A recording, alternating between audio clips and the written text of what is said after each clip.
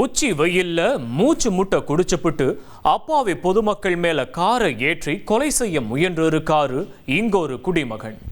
நடந்த சம்பவத்தை களத்திலிருந்து மிக தைரியமா பதிவு பண்ண நம்ம ரிப்போர்ட்டர் சோனை முத்தனோட விஷுவல்ஸ் பார்க்குற நம்மளுடைய ஈரக்குலையே நடுங்க செய்யுது.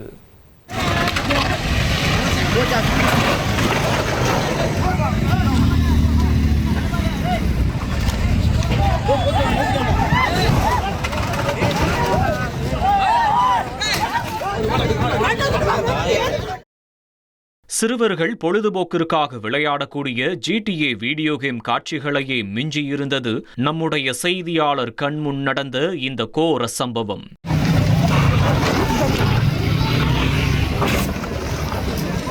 சுற்றியிருந்த அனைத்து உயிர்களையும் துச்சமாக நினைத்து ஆக்சலரேட்டரை மிதி என மிதித்ததில் அங்கிருந்த அனைவருக்கும் ஒரு நொடி உயிர் போய் மீண்டும் உயிர் வந்தது என்பதுதான் நிதர்சனமான உண்மை.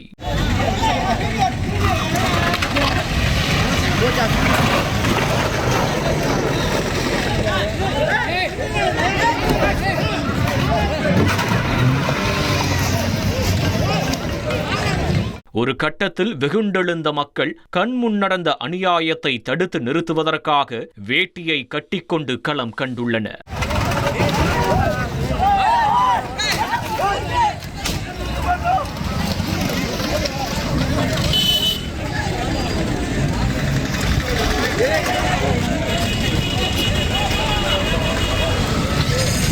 ஆனால் 360 டிகிரியில் சுற்றி வாகனத்தை இயக்கியவர் கண்ணில் பட்ட அனைத்தையும் இடித்து தள்ளி அங்கிருந்தவர்களுக்கு மரண பயத்தை காட்டியுள்ளார்.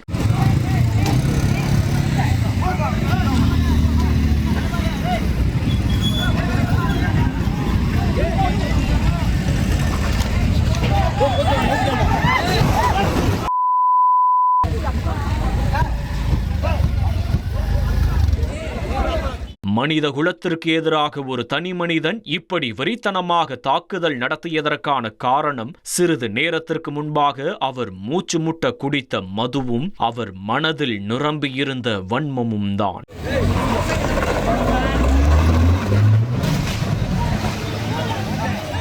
வாகனத்தை தாறுமாறாக ஓட்டிய கொலைவெறி டிரைவரின் பெயர் நாகவடிவேல்.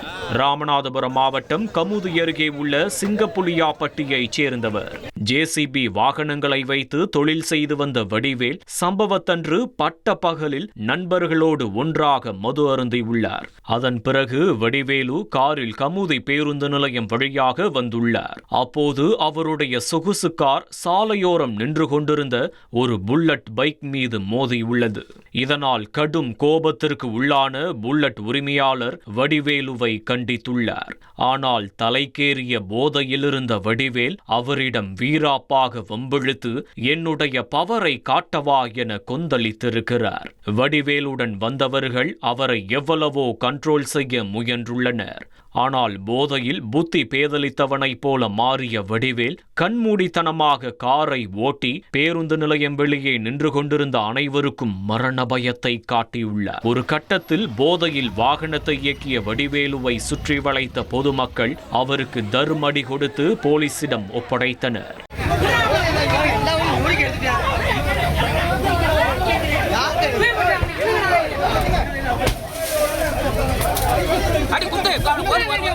கையில போடு அவன கையில போடு போடு போடு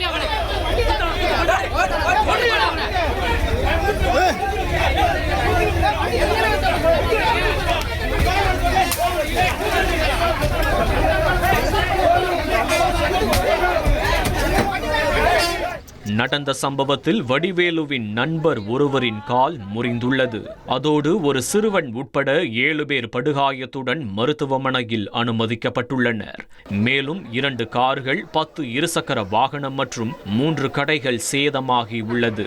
நடந்த சம்பவம் தொடர்பாக வழக்கு பதிவு செய்துள்ள போலீசார் தீவிர விசாரணை மேற்கொண்டு வருகின்றனர்.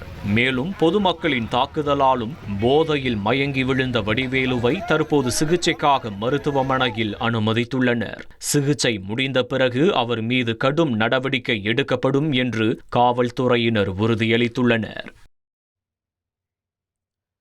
தூத்துக்குடி மாவட்டம் சாத்தான்குளத்தில் பள்ளி மாணவன் தாக்கப்பட்ட சம்பவத்தில் 5 சிறுவர்கள் மீது வன்கொடுமை தடுப்பு சட்டத்தின் கீழ் வழக்கு பதிவு செய்யப்பட்டுள்ளது. சாத்தான்குளம் அருகே முதலூர் பகுதியில் உள்ள பள்ளியில் 12ஆம் வகுப்பு படித்து வரும் மாணவனை அதே பகுதியில் படிக்கும் சக மாணவர்கள் கழிவறையில் வைத்து தாக்கியுள்ளனர். சாதிய வன்மத்தால் மாணவர் தாக்கப்பட்டதாக கூறப்படுகிறது. இதுகுறித்து போலீசில் புகார் அளித்தும் நடவடிக்கை எடுக்கவில்லை என குற்றம் சாட்டப்பட்டது. இதனிடையே எதிர்க்கட்சித் தலைவர் எடப்பாடி பழனிசாமி இந்த சம்பவத்திற்கு கண்டனம் தெரிவித்தார். இந்நிலையில் அந்த மாணவரை தாக்கிய சக மாணவர்கள் மீது வன்கொடுமை தடுப்பு சட்டத்தின் கீழ் வழக்கு பதிவு செய்து போலீசார் விசாரணை மேற்கொண்டு வருகின்றனர். சென்னையில் சாக்லேட் சாப்பிட்ட சிறுமிக்கு உடல்நல குறைவு ஏற்பட்டுள்ளது. சென்னை அடுத்த திருமுல்லை வாயிலில் ஆன்லைன் செயலி மூலம் வாங்கிய காலாவதியான சாக்லேட்டை சாப்பிட்ட 10 வயது சிறுமி உடல்நலக் குறைவால் பாதிக்கப்பட்ட சம்பவம் பரபரப்பை ஏற்படுத்தியுள்ளது. பிளிங்கிட் செயலி மூலம் ஆர்டர் செய்யப்பட்ட சாக்லேட் காலாவதி தேதியை கடந்திருந்தது தெரியவந்துள்ளது. அதை சாப்பிட்ட சிறுமி வாந்தி மற்றும் வயிற்று வலியால் அவதிப்பட்டு தனியார் மருத்துவமனையில் சிகிச்சை பெற்றுள்ளார். குடும்பத்தினர் அளித்த புகாரின் அடிப்படையில் அம்பத்தூரில் உள்ள கிடங்கில் உணவு பாதுகாப்புத்துறை அதிகாரிகள் சோதனை நடத்தினர். புகார் உறுதி செய்யப்பட்டால் நடவடிக்கை எடுக்கப்படும் என அதிகாரிகள் தெரிவித்துள்ளனர். குளித்தலை அருகே ஓய்வு பெற்ற அரசு ஊழியர் வீட்டிலிருந்து 2.5 டன் எடையுள்ள 72 செம்மர கட்டைகள் பறிமுதல் செய்யப்பட்ட சம்பவம் பரபரப்பை ஏற்படுத்தியுள்ளது. கரூர் மாவட்டம் குளித்தலை அருகே உள்ள கோடங்கிப்பட்டியைச் சேர்ந்த ஓய்வு பெற்ற அரசு ஊழியர் திரு வேங்கடம். இவரது வீட்டில் மத்திய வருவாய் புலனாய்வு அதிகாரிகள் சோதனை நடத்தினர்.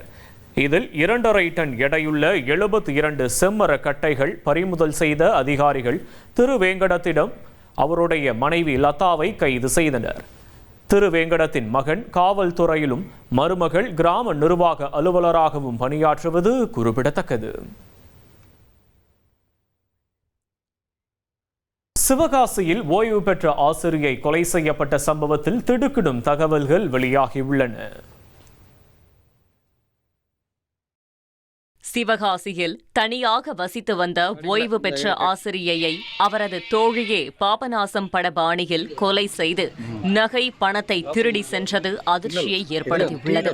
கொங்கலாபுரம் திருமலை நாயக்கர் நகரைச் சேர்ந்த ஓய்வு பெற்ற ஆசிரியை தாயாரம்மாள் திடீரென உயிரிழந்தார். அவர் அணிந்திருந்த 5 பவுன் நகைகள் மாயமான நிலையில் பிரேத பரிசோதனையில் தாயாரம்மாள் மூச்சுத் திணறி உயிரிழந்தது உறுதியானது. போலீஸ் விசாரணையில் 10 ஆண்டுகளுக்கு முன் தாயாரம்மாள் வீட்டின் அருகே வசித்த கோவையைச் சேர்ந்த ஜமுனா அப்பகுதிக்கு வந்து சென்றது தெரியவந்தது.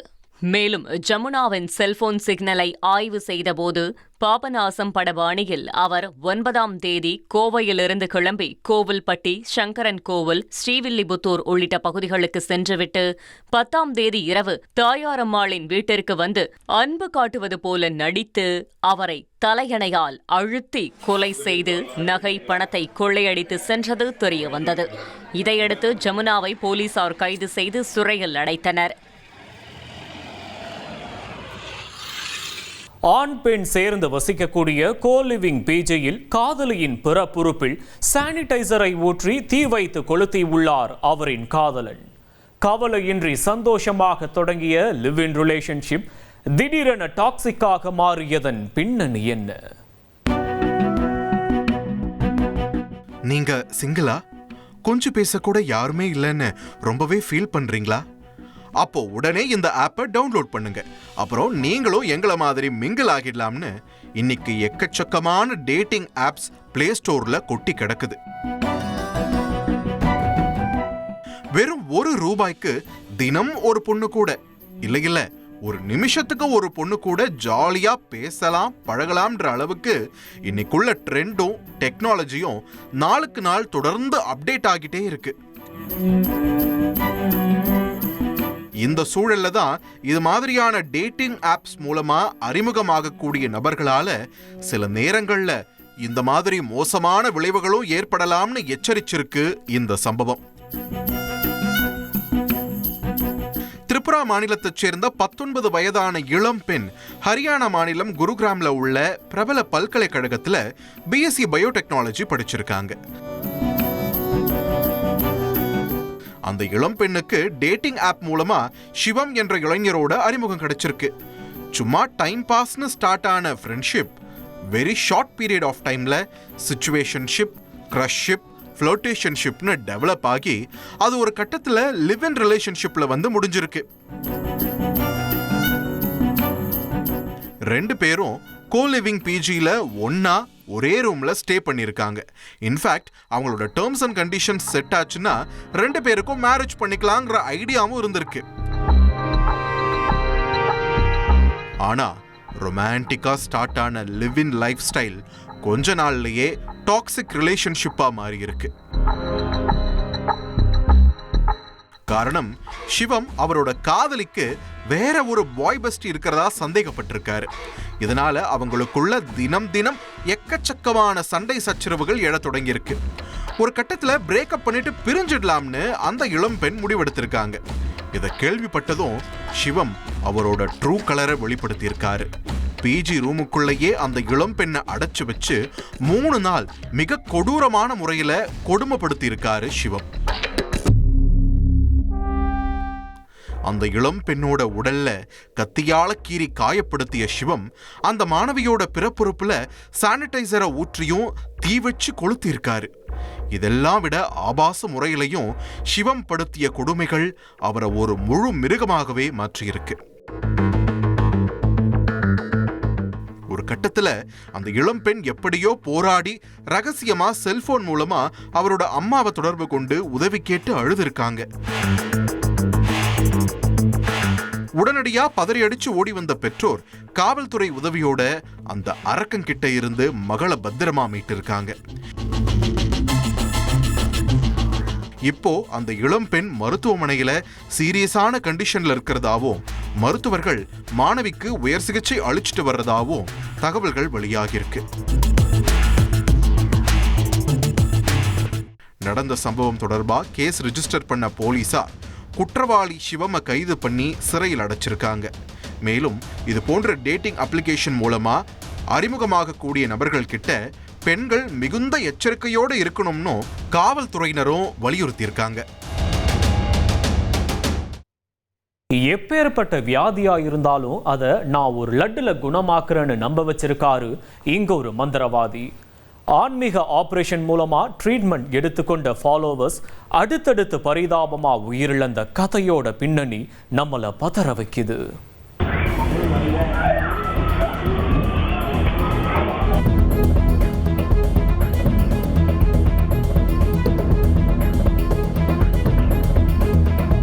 காவல்துறையினரால் கைத்தாங்கலாக அழைத்து செல்லப்படும் இந்த முதியவரை பார்த்து ஐயோ பாவம் என்று மட்டும் நினைத்துவிட வேண்டாம். இந்த சூனியக்கார கிழவனால் ஒரே குடும்பத்தைச் சேர்ந்த 3 பேர் பரிதாபமாக இறந்து போயிருக்கிறார்கள்.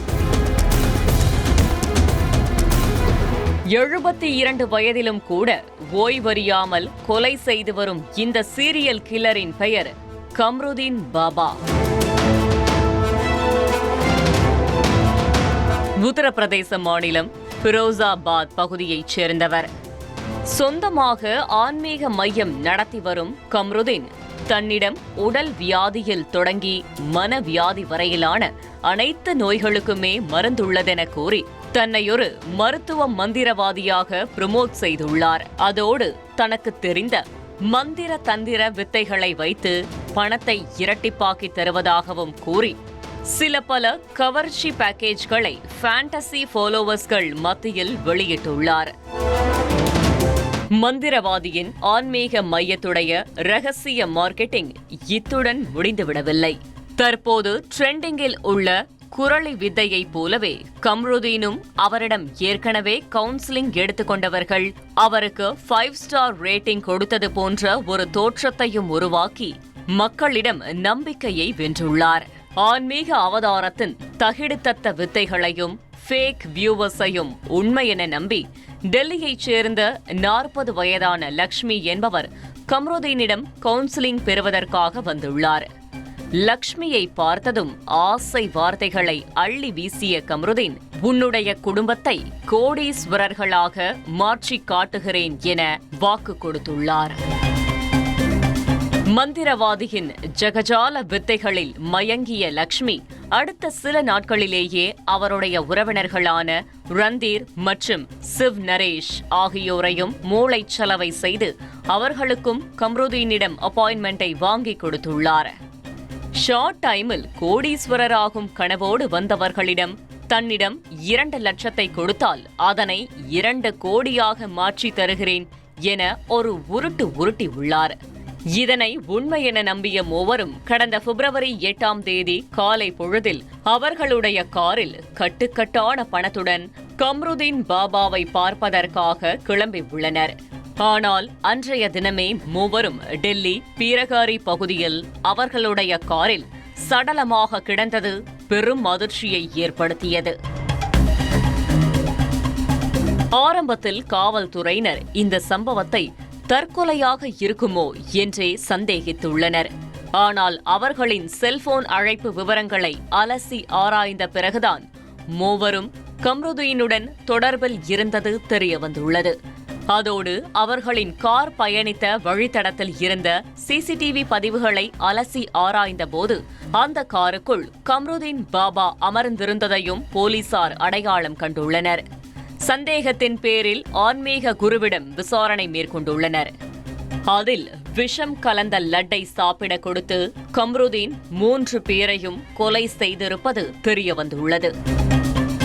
சம்பவம் நடந்தன்று பணத்துடன் வந்தவர்களின் காரில் ஏறிய கம்ருதீன் மூவரையும் மூளைச்சலவை செய்து நான் சொல்லும் பரிகார பூஜையை அப்படியே பின்தொடர்ந்து செய்ய வேண்டுமென கட்டளையிட்டுள்ளார். அதன்படி கம்ருதீன் வாங்கிக் கொடுத்த மதுவையும் கூல்ட்ரிங்க்ஸையும் மூவரும் அருந்தி உள்ளனர். அதன் தொடர்ச்சியாக ஆன்மீக குரு அவருடைய கையால் உருட்டி கொண்டு வந்த பாய்சன் லட்டை மூவருக்கும் சாப்பிட கொடுத்துள்ளார். ஏற்கனவே போதையில் இருந்தவர்கள் அந்த விஷம் நிறைந்த லட்டை சாப்பிட்டதும் சுய நினைவை இழந்து மயங்கி காரிலேயே உயிரிழந்துள்ளனர். வந்த வேளை முடிந்துவிட்டது என்கிற சந்தோஷத்தில் காரில் இருந்த பணத்தை எடுத்துக்கொண்டு கம்ருதீன் பாபா நடையை கட்டியிருப்பது விசாரணையில் தெரிய வந்திருக்கிறது.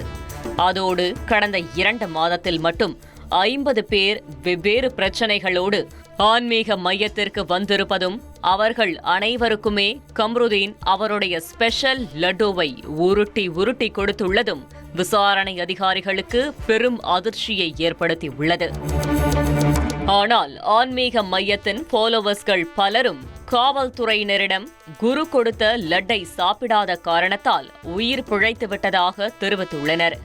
தற்போது கைதாகியுள்ள கம்ருதீன் மீது ஏற்கனவே 4 கொலை வழக்குகள் இருப்பதாகவும் காவல்துறையினர் தெரிவித்துள்ளனர். முதியவர் இந்த வயதான காலத்தில் பணத்திற்காக இத்தகைய தொடர் கொலைகளை செய்து வருகிறாரா அல்லது மந்திர தந்திரம் போன்ற அமானுஷ்ய நம்பிக்கைகள் ஏதேனும் இதன் பின்னணியில் உள்ளதா என்பது முழுமையான விசாரணைக்கு பிறகே தெரியவரும்.